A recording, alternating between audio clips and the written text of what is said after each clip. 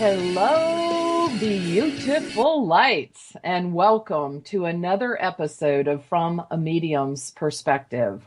I'm going to be talking about opening your psychic awareness. What are the signs? What are the symptoms? And what are some methods of developing your ability? If you go to Google and you put in opening psychic awareness, or you're going to find just a mind-blowing, confusing, massive lists of a huge array of symptoms. Although you can scan the list, pretty much of little value to you in terms of understanding exactly and practically what's happening. So today I want to talk about not only the signs of opening and the practical tips in assisting you in enhancing your abilities or closing the process down. Many of you might be aware of the correlation that is made between our five physical senses of sight, hearing, touch, taste, and smell, and the relative clairvoyant abilities are often cited as the clairs, clairvoyance of clear seeing, clairaudience or clear hearing, clairsentience or clear feeling, clairaugustance, clear tasting, or clairalience, which is clear smelling. But when you're developing your psychic ability, mediumship, and channeling, it's a lot more that goes on besides those five senses, because the ability to connect with those on the other side or to pull information out of our subconscious field has to do with bypassing time and space and being able to read the energies of not only someone when they're present in front of you, but whether or not they live at a distance, whether or not you're talking to them at that time, or whether or not they've even crossed over to the other side. It's being able to connect. We have our ability to connect mind to mind, which is our telepathic ability, and we have our ability to connect empathically, which is our soul to soul communication. One of the things that I wanted to explain as backdrop to the topic, I'd like to point out that we live in a very dense and compressed physical expression of ourselves, this earth plane. Things are very material, very physical. And I'm sure you have all heard of the light at the end of the tunnel. And there's been a lot of speculation, even among mediums, about what that actually is. Some say, oh, it's just brain death. It's just the closing off of our awareness. And some say, no, it's a physical feature that is common to all people that cross over. They go through the tunnel, they meet their loved ones or see their higher masters like Jesus or Muhammad or the different people that are important to them religiously speaking. But I've got a different answer for you. To explain it, I want to share an experience that I had a couple of years ago. I was driving and I popped into the etheric realm. I was talking soul to soul with a living man that I was in love with at the time. We looked down at the earth plane and we're talking about his capacity to maintain a positive relationship at the etheric level in my vision. And although we really loved each other very purely in that etheric realm, we both recognized that he had some challenges that he was working on in the physical realm that would prevent him from connecting with me in the physical realm in this lifetime. And so as we looked down from the ethers towards the earth, it looked like we were looking down a well from regions of light down into darkness. At that second, I understood that that transition between the higher vibrational realms that we were communicating in and looking down into the depths of the earth, we were looking from light into darkness, and that was the inverse of us who were in the physical realm looking up toward the etheric realms from darkness into light. They've proven in quantum physics that if two people think about each other, there's a conduit that opens up to facilitate communication between the two people. That doesn't matter whether they're on this side or not, because we're all energy and we have sentience, and so it doesn't really matter where in time and space we are. So when we look up into the etheric realm, we're actually connecting with those higher vibrations, and it does appear that we are going through a tunnel because we're looking through the layers as they get lighter and lighter and lighter as we move toward the realms of light. I just wanted to share that with you because relative to opening your psychic abilities, sometimes when we begin to open and begin adjusting our frequency to the higher realms are where we can connect with really beautiful truth and vibrational energy and have just tremendous experiences. But because those occurrences for us when we begin to open are quite spontaneous, they just happen willy-nilly. And yes, I did. I said willy-nilly. And they're undisciplined. We haven't learned to control our access to that realm.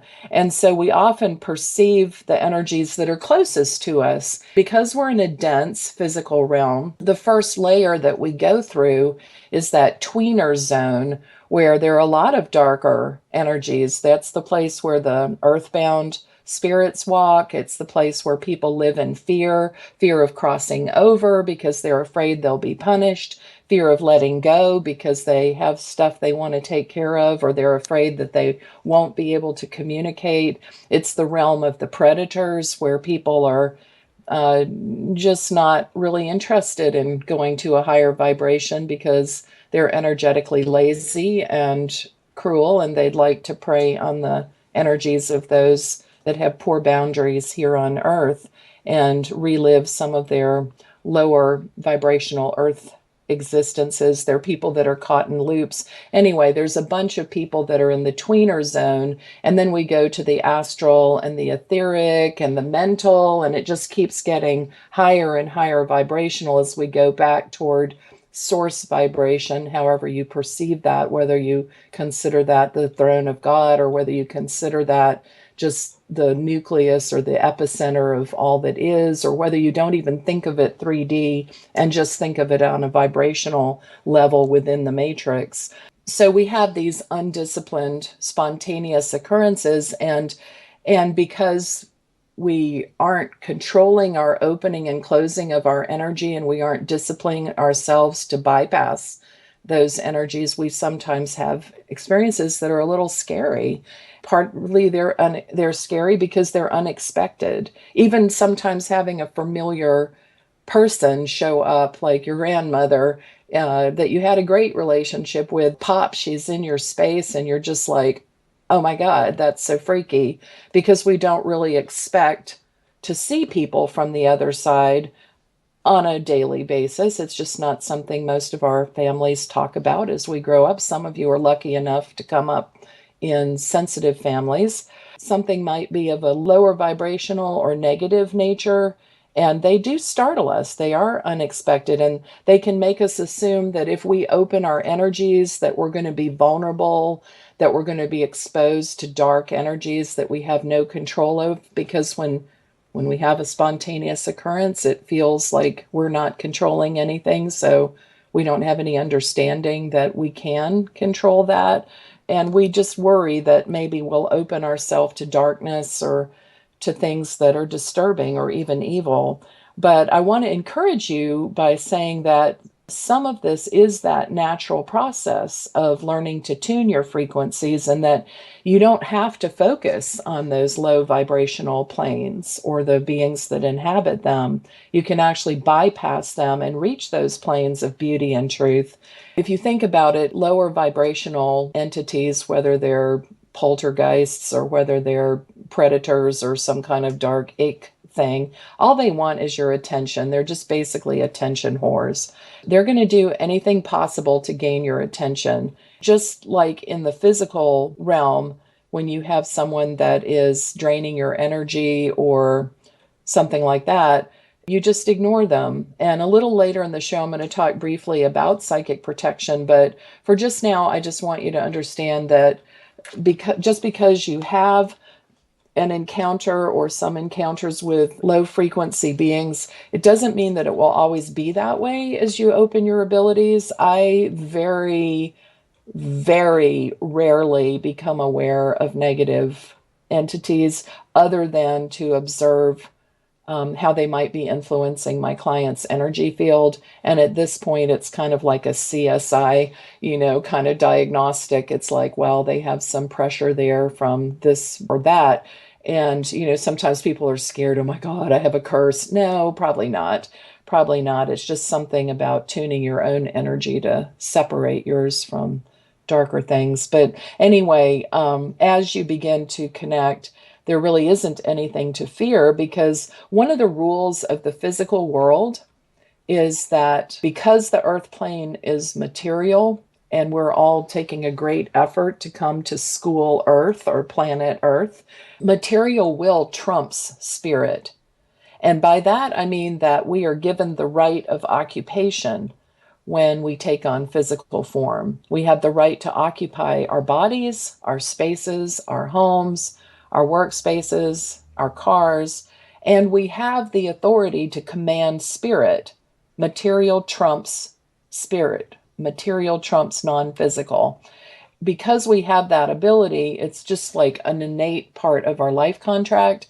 But just because we have that ability, the lower vibrational entities, even though they know that rule, they don't necessarily will respect it unless we assert our dominion over them, our will over them. And so one of the best ways to get rid of even living attention whores or energy vampires or time wasters is just ignore them. And that holds true for the non-physical realm as well, because we are energy. Energy follows focus. And so we want our focus to be focused on positive things, so we draw more positive things to us. That's why it's important to guard our thoughts and to discipline our energy so that we are focused and active at a higher vibration. So what are some of the signs of someone who's beginning to connect with their psychic ability? The first one that popped into my mind was that spirit itself is going to draw your attention to things. So if you find yourself constantly noticing a song on the radio, or you're noticing a color, or you keep finding the same object, a feather, a coin, a particular type of stone, anything like that, or you see those things reflected in bumper stickers and signs, spirit is trying to communicate with you. And the next way that we connect with spirit is through our dreams. And the reason we do it through our dream state is that when we're in the dream state, our left brain is sleeping, but our spiritual mind, our perception, our sentience is eternal and doesn't need sleep and is awake. And so we have a better chance when we're out of our body. We're kind of at a somewhat higher frequency. So it's easier for those that are in spirit to reach us in the dream state, especially if they have to work against the resistance of our brain telling us, that's impossible. These things don't happen. I'm just missing the person. I'm making it up. It's my imagination. And that's really typical of people that are opening their awareness, is that battle between, am I crazy or not? And I don't mean that in a clinical sense, but people wonder, like, am I just hallucinating? Like, am I making that up? Because it doesn't even make sense. But our subconscious mind will not make sense to our conscious mind until a full message is delivered. So the efforts to connect they may seem like bits and pieces or very random, but ultimately they will make sense. And not because you keep sorting and sorting through the different pieces, but because you deepen the information and gather more points and more bits until you have a mosaic that you can put together and it's clear for anyone in their left brain. There are different categories of the gifts. And when you're talking about seeing spirit, for people that are more naturally clairvoyant, they might start seeing things that are beyond the physical. If your gift is mainly sight, like clairvoyant sight, you might see a glimpse of motion at the periphery of your vision. You might see an image of a face or figure pop up in your awareness, either in your mind's eye or physically. It might just pop in and then disappear just as quickly. There might be a full-bodied apparition that appears to them. Or you might even see spirit as clearly as a physical being. A lot of people that are developing their sight, their clairvoyant sight, think that they need to get to a point where they can see spirits as clearly as the other people that are in front of them. But spirits are comprised of a different makeup. They have an etheric body, not a physical body. And so you're going to see them a little bit differently than you will a physical being. I'm not saying that spirit can't manifest itself physically. I'm just saying that as you are developing your gift, it is unlikely that you will see physical beings. There are the rare natural medium that does see things physically. I don't on the most part, but I have at times, but those occasions are kind of rare. And I think it would just be TMI, just too much information to be able to see all spirits that have ever lived in and around that person, past lives, their ancestors going back multiple generations. And then also not just that, but if you took the chair that they're sitting on, all the people that have inhabited the room you're reading in, as well as every culture that's ever existed on the face of the planet, and all the occurrences that aren't even related to people since the dawn of time, it would just be massive overload. Could you tap into those things? Absolutely. Do you need all that information to read for the person that's across the table from you? Nah. Do you just need to be able to answer their questions and make the connection with the people that they're most interested in? Most readings are generally an hour-ish, maybe a little longer than an hour, and there's only so much information someone can digest, and there's only so much information that's actually pertinent to that person at that particular time. Might be different in a different reading, but usually it's just TMI to see everything all at once. It's overwhelming. And that does happen to people that are seeing. They might actually get a kind of like a glimpse into all the beings, and then it fade because it's just overload to see too much. And then sometimes initially it's the intent of the spirit trying to contact us. So when we see something, when we're opening up, it's actually the spirit that wishes to be seen and wants to draw your attention to them and uses the fabric of the physical world to gain your focus. And so they can convey a message. So if you do see someone after you get over the initial shock, you might feel or hear or have them demonstrate what their purpose is. What did they come for? What message are they trying to convey? It might not be the one you think of first, although as you're reading, it will be what comes to you first. Anyway, astro travel or remote viewing are also considered part of clairvoyance. And that's being out of body and seeing other places from a top-down perspective. That's kind of combining some empathy along with the gift of clairvoyance. So it's a little combined gift when you remote view or astro travel. You might be able to see real-time occurrences on the ground. I've had a couple of clients that asked me to tell them what happened at the scene of a murder or a suicide, and I was able to describe the setting that it occurred in and give some features that were clearly related to the occurrence. So, and you might see the configuration of rooms in a house, or you might get a mental map of a land's layout. This gift can also be combined with precognizance and prophecy, and that's seeing the future. So if you develop that, you'll be able to see and feel down people's timelines. And sometimes I'll see a pattern or a flow of things that are symbolic, and they're in your dream state. You might not really be able to describe what you're seeing, but somehow you understand what they represent, like two tubes that travel parallel and then join together might be two people's paths and finally coming together down the time frame. You might see numbers or letters.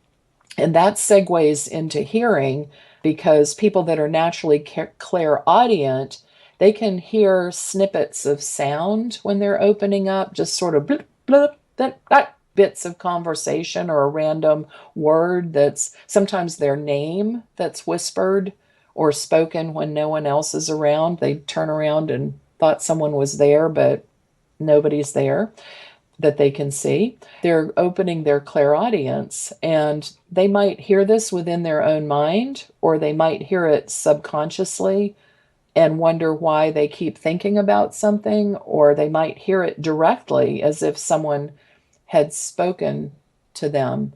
I was near a sociopath one time, and just as clear as day, I heard, "I don't know whether to kiss you or kill you." It was kind of startling, but it's good information to know, right? Because it can forewarn you and forearm you. We can hear footsteps or tapping on the walls, rapping. Sometimes systems in the house will become very active when spirits are present, and those are physical things that you're hearing.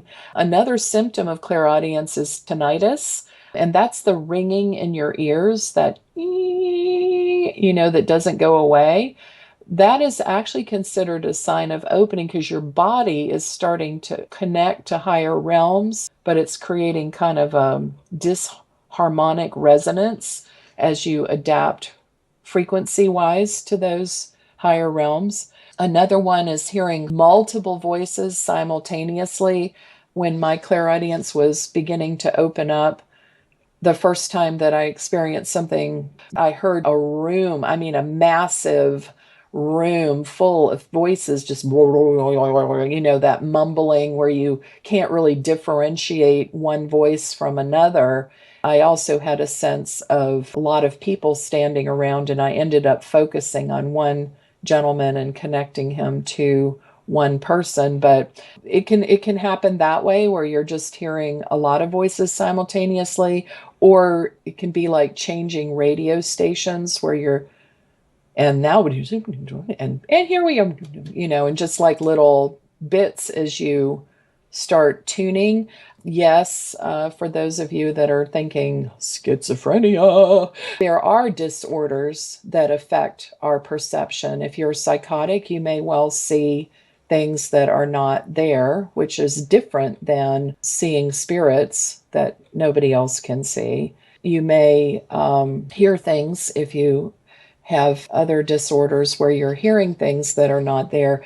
But I have talked to clairvoyant and clairaudient people that have those disorders, and they actually are able to differentiate what is coming to them from spirit versus what's coming to them from their disorder. It affects them in different parts of their energy field and their awareness. So although it might not be the first thing that you want to develop when you're coping with a disorder like that, it is definitely possible for you to differentiate the two. It might be a little bit tougher because there's so much negative feedback for some of the things related to the disorder, but it is possible to separate that out. It just might be a little bit longer of a trek for you to clarify those things there. And developing your ability involves tuning out those random voices and focusing on the ones that are the most important, and being able to transmit messages without staying stuck in the bandwidth where there are multiple voices. How do you key out the message when you have a jumble of people coming through that are all excited to talk to somebody? How do you do that? And that's a process of tuning and development. And sometimes when those occurrences happen, people say, "Oh, I can't stand it. I just want to turn it off." But in a way, they're like so fascinated, because even though it's startling and disturbing and kind of intense, they have kind of a fascination that it is happening. And that makes it really difficult for them to let go of it, even though they do find it disruptive. So you have to be very clear in your intent what it is you want. Clairsentience is the ability to sense spirits physically. It's the feeling part of that. And that's not really that odd, because we have a natural ability to feel the energies of people around us. All of us have walked down a sidewalk and felt someone come up behind us and just known that they were there. Do we have eyes in the back of our head? Yes, we do, in a weird way, because every cell of our being has consciousness and can perceive.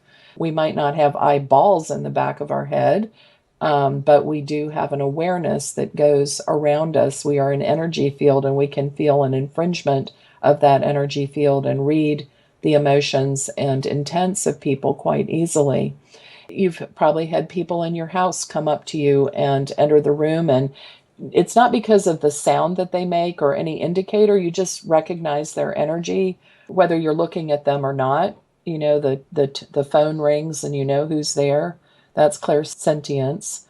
And it's the same thing with spirits. We just sense them. Sometimes we feel a cool sensation, sometimes a warm one. Sometimes they'll feel as if there's like a spider web on our face and it's kind of tickling our nose. When you get in a really dense physical environment, not necessarily a negative one, it could happen in a channeling circle where higher vibrational beings are being channeled, but you might feel kind of a tickle, like a spider web, gentle.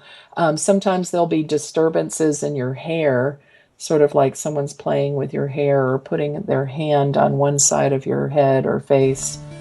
Now, back to our show, From a Medium's Perspective, with host, Reverend Tracey Lockwood.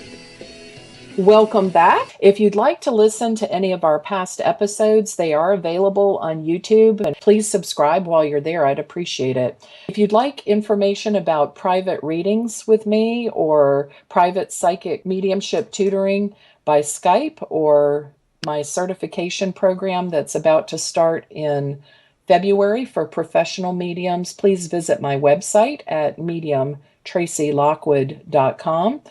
And so we were talking about how you can sense people and things that are around you, and it's the same with spirits. We can just sense them. Sometimes we feel that cool sensation.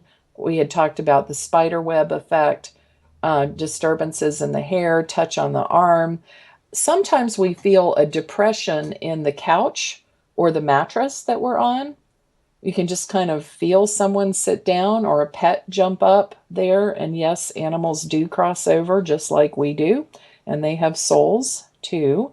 In some cases, their effort is so strong that to communicate with us that we feel like they're kind of partially or taking over our body. It feels like we're kind of morphing into somebody else. I talked to another medium who can feel the transfiguration of her face as she channels different beings and connects with them. It just is sort of something that she hasn't really explored yet, but is an interesting phenomenon. And it's visible to the other people that are there. And it definitely freaked out one of her friends. Anyway, and sometimes we just feel like we're seeing or feeling through someone else's eyes. One of the most disturbing symptoms of being in the presence of spirits that are lower vibrational frequency can be nausea. You can feel literally sick in the presence of a low vibrational being. But you can also experience it if you are shifting your frequency quickly between dimensions or are trying to ground yourself after being in a higher realm. It's kind of like the bends coming out of there. And so, you don't have to experience that. You need to just learn to take your time and to give yourself the time to re-enter your body properly. You can also feel that nausea in the presence of other people who are channeling spirits, and they might be perfectly wonderful channelers, and the spirits could be very high vibrational, but because you're in a physical body, your body accelerates in vibration when you're in that setting. And so you might feel a little sick or like a pull on your stomach. With physical mediumship, that pull can actually create an ectoplasmic cord, which can help physically manifest a spirit in front of you where everybody can see it. So it's sort of like not being used to the vibrational frequency, the frequency that is required to connect with higher vibrational energies. And you can feel very detached from your body. And you might be thinking right now, like, good God, there's no way I would want to open up if I have to go through all that. But the fact of the matter is that if spirit is trying to get your attention, it's because they feel that you're sensitive enough to convey a message that's important to them. They're not likely going to stop on their own. There are ways to ask them to stop for sure. but it's kind of like the side effects of a medication. It lists them on the bottle, can cause this, that, and the other, but not everyone experiences all of them or even some of them. And thank God, not simultaneously. And it can clear very quickly. I had one experience where I started feeling the physical experience of passing that a spirit had endured when they were in the physical. I didn't recognize it because it was the first time it ever happened. And I started to feel like I was going to have, like, I had this killer pressure in my head. And I thought, oh my God, I'm going to have a stroke. And then I started feeling this pressure in my chest, and it just like went up my neck. And I really like, I was sitting there thinking, well, at least I'm going to die doing what I love the most, which is reading for people. And then all of a sudden I was like, wait, I'm fine. I'm completely fine. Like, I don't have a problem. And as soon as I recognized that it wasn't my energy that was generating that I was feeling a separate being and that it was indeed a spirit, boom, it was gone. And I mentioned the symptoms to my client, who in this case was not overly impressed. She was like, yeah, that's how he died. And we went on with the reading. But for me, it was kind of mind blowing because I didn't realize how empathic we can be, how much we can feel what another spirit has occurred. And I just asked my guides after that, please tune that down. If you could just make that a little more subtle, I'll try to pay better attention so you don't have to amp it up to that level. And I've never experienced anything like that since. So they do listen and help us. And for me, in terms of symptoms that I experienced, really, other than that one and a really low vibrational contact that I had, I walked into a very negative environment and heard voices like, get out, we don't want you here, that kind of thing. And maybe one other experience, two or a couple, just a handful, a handful of difficult experiences are pretty small compared to the literally thousands of amazing experiences that I've had. They're negligible, and now I know how to deal with them, because when you are challenged with something like that, there is a way through it. So I didn't really experience many of the symptoms, basically because I've just been tuned in most of my life. And the same might be true for you. You might not be experiencing things, and it's certainly not required to suffer symptoms, and you definitely wouldn't want to seek out those symptoms like a hypochondriac, like, oh, I think I'm opening. Could I feel this way? You want to be very honest and direct about what you are experiencing and find the quickest way out of that to feel better. They're just different ways that spirit communicates with us until we connect with them more easily and quickly at our own will. Another way that is interesting when people are opening that is kind of bizarre to them is the smell and taste thing. There are occurrences that involve the sense of smell. In the case of a loved one who's passed on, we might catch a whiff of a familiar perfume or a cigar or cigarette smoke or food that they used to cook all the time, or even their particular body odor. Smell is one of the most primal abilities, and it triggers our memory the most easily. I had two occasions where I smelled roses, and they were two different energies. One was when Mother Mary was near, and the other was when Saint Therese was making me aware of her presence. One of the most delightful experiences is catching the notes of fragrances from the etheric realm, smells that just delight us beyond our ability to explain or comprehend in the physical. It's sort of like sight and sound become magnified and intertwined when you're in the etheric realms. Fragrances can also play a different role and add characteristics to what you're observing. And there are similar occurrences with taste as well. And claircognizance, that's our knowing, clear knowing. When that develops, we start having flashes of insight. And we call that our intuition. But basically, it's the awareness in us that we just know. And we pick up on details and facts that there's no way that we would have known that otherwise. And it's a really natural process because we aren't alone. And there are beings and spirits around us. It's pretty natural. And most of the energy around us is going to be positive because like attracts like. So we're going to draw to us similar vibrations or higher vibrations than we are. For those that are negative, we can shift our focus. The spirits that are around us that are negative, we can shift our focus and our vibration and call on those around us, our ancestors and our guides and angels, for help and protection, and they will come. I have a favorite invocation. It's designed to accomplish shifting our vibration and invoke our guides and angels, and it's called an aura.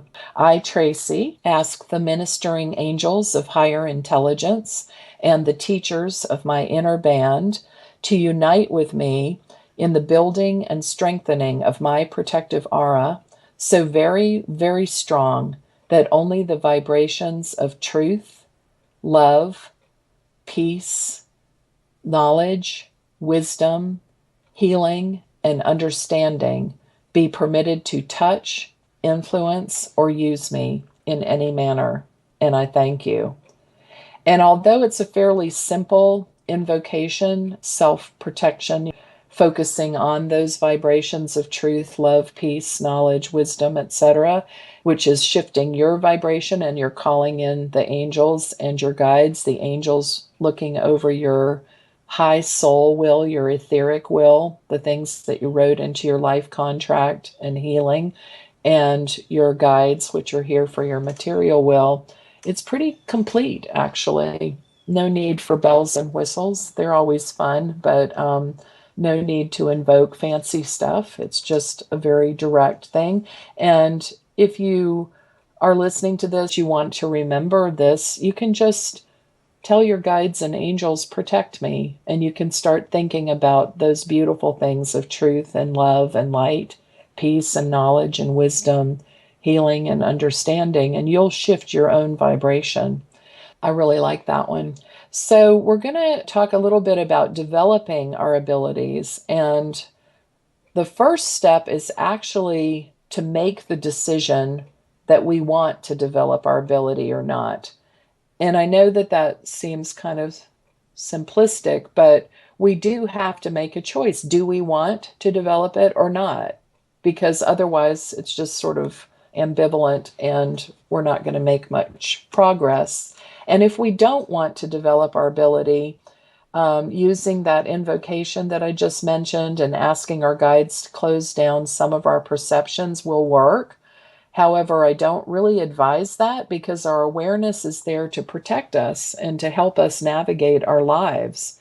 If the reason that you want to shut down is that you're having encounters with negative energies, why not tune yourself to a higher vibration and enjoy the beauty and truth that comes from those higher connections?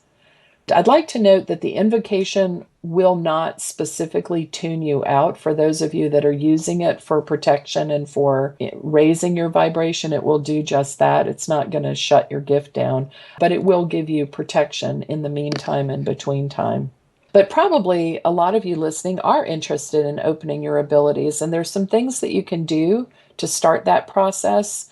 One of them is just educating yourself about the possibilities, because Spirit uses what we know and builds on that. Some people are afraid because of some of the trends in the field to tell their reader anything. They feel like if they say anything about what they want from the reading, that they'll somehow corrupt the medium and that the medium will be somehow contaminated with actual evidence from things. But, it would be pretty stupid person that would say, a medium, if their client said, I'd like you to talk to my dad. My dad's name is Ross, for them to go, I'm sensing, yes, a spirit, a masculine spirit, a father figure, and wait, yes, I'm hearing the name Ross. Well, duh, that would just be ridiculous. So you don't have to be afraid of that. We're not clean slates that don't know anything, that just have to open ourselves up to the etheric realm and let the light of angels and God reign upon our heads. We're just people that we know, because we're trained, how to separate ourselves from left brain analytical fact information from the intuitive right brain inspired and profound information that comes from spirit. So don't be afraid of that in any way. Another resource that you can go to is my YouTube channel. It's dedicated to teaching hardcore psychic mediumship development. They are designed to train at a very deep level. And then I have a lot of videos of other guests that have come on the show. So there are just tons of videos that can help educate you and assist in your development. And I'm not the only one. I do want to put in a shameless plug here, which is that I teach private psychic mediumship development. And I teach to students all over the world. I teach via Skype. It's one-on-one. So please let me know if you'd be interested in private training. And I do travel to other areas and do workshops besides Roanoke, Virginia. So let me know if you'd like me to come to your area. And I think I mentioned earlier in the show, but I'll mention it again, in February 2016, I will be debuting a professional psychic mediumship certification program. This is not an academic program. This is not just using pre-recorded stuff. This is a live training, and the class is limited to 15 people. It's 12 weeks of intense training that take you through topics that range from left brain tools to right brain freedom as far as your ability goes, give you business development tools, teach you some of the ethics and history of everything. When you come out of the program, your certification will be based on your performance, and you will definitely get a certification. You should be prepared to enter the field of psychic mediumship as a professional, well-trained and well-versed in the important topics there. So let me know if that's of interest. My website, again, is mediumtracylockwood.com. There are a lot of great books out there that have been written on the topic. I'm writing mine, but I haven't gotten them out there yet. But one of my favorites, for those of you that would be curious about it, is a book called You Are Psychic. It's just very simple. You Are Psychic. It's written by Pete A. Sanders, Jr. My all-time favorite writer is C.W. Ledbetter, and he wrote in the late 1800s and early 1900s. His information is just amazing in its depth. The language is a bit stodgy, but I really love his writing, and you could learn a great deal from that. And he has a contemporary, Alan Kardec, who's written some seminal works on mediumship development too. If there's a really compelling book written by Dr. Mark Pitstick, who has been on my show, and there's an episode of our discussion on YouTube. His book is entitled Soul Proof, and it gives a lot of proof of the continuation of life after death. Next week, I will be continuing this topic. If somebody is clairvoyant, what are their characteristics, as opposed to someone who's predominantly clairsentient or someone who's predominantly clairaudient, or different types. And I'm going to be talking about some ways to develop. Again, if you would like to find me, you can find me at mediumtracylockwood.com, or friend me on Facebook at Psychic Medium Tracey Lockwood. I will see you next week for a view of life from a medium's perspective. And remember, it's never inappropriate to be kind. And without integrity, you have nothing.